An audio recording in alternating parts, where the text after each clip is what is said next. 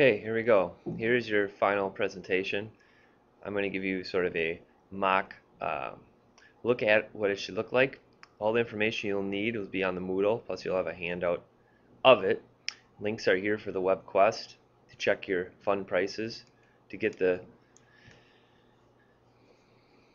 website for the screencast, and this final sample right here. First thing you need to do is explain your client to us. So you might say, my client is named Mr. Strauss. He's around the age of 30. He's married with 2 children, one named Beckham and Bryce. Their ages are shown there. He has a master's degree. Income level for him is shown. Current financials in between. College education.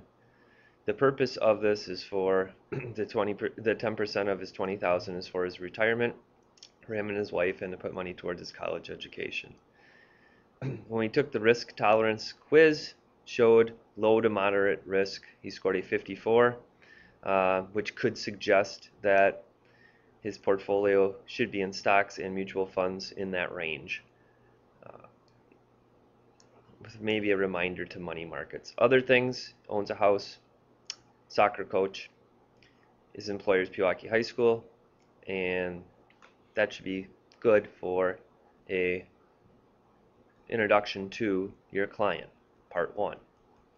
Part 2, the portfolio and the tracking and the buying and selling of mutual funds.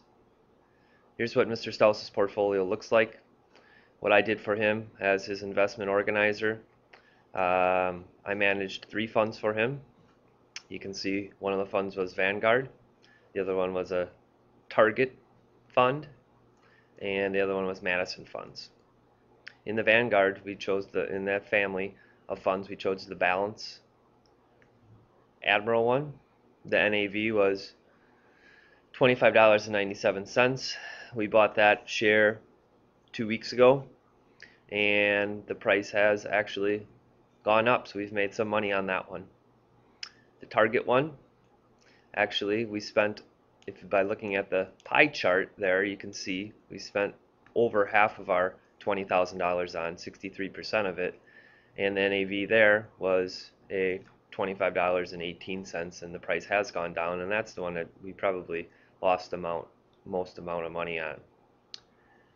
Lastly, our Madison funds, you can see, tracking that from 2 weeks ago, we also lost money on the NAV there. Not as much, but that's sort of where it goes and what it looks like there. So ultimately, from this small example of 2 weeks, our portfolio isn't doing too good, but I would suggest you stay with it longer than 2 weeks.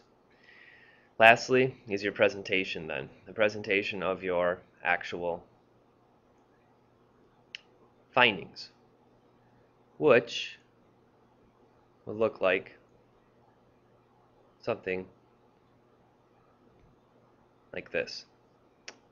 My first fund that I bought or suggested was the Vanguard one, as we previously talked about. This fund is a no-load fund. With the year to date, if we would have kept it for a year, its track record has shown that it's a 10% increase. The makeup of this one is a mixed asset. It's pretty balanced. The Lipper average or leader scorecard has it with 2 5s. That's in the expenses and in the total return, so that's very good. The expense ratio is 0.10%, and it was started recently in 2000. Second fund that we did was our Target fund, and that's also a no-load fund. On the front end and back end, there's no fees that need to be paid there, so that's a good thing. This was started in 1993. It has a 5 in consistent return and expenses. It's a small cap, it's different. The year to date is 17.27, so you can see what we have going on with that fund there. It's a good explanation of it. And lastly, our Madison funds. This one is different because it does have a charge and it's on the front end. Okay, it's a 5.75 load fee to purchase it. It's a growth fund. Its Lipper average 5 is in a preservation, which is different than the previous two. Its expense ratio is 1.2%, and it was started in 1997. So here's sort of kind of a summary of my top holdings. I would rank them this way: Vanguard 1, Madison 2, and Target 3, just simply based on the small sample size and how much money made and lost in my analysis of the funds on my asset allocation of them. My mix kind of looked like this. I spent most of my money on the Madison funds, not so much on the Target, and my least amount I spent on the Vanguard one. Maybe some adjustments and recommendations I would make: I'd put maybe more money in my Vanguard because it performed the best and does not have a load charge, and I'd probably put less in the Target one. Make sure you have a conclusion. Make sure you show me the money. Make sure you're following all and check off everything on the rubric that's there. Okay? With that being said, you will need to upload this, and we will be viewing them on the day of the exam.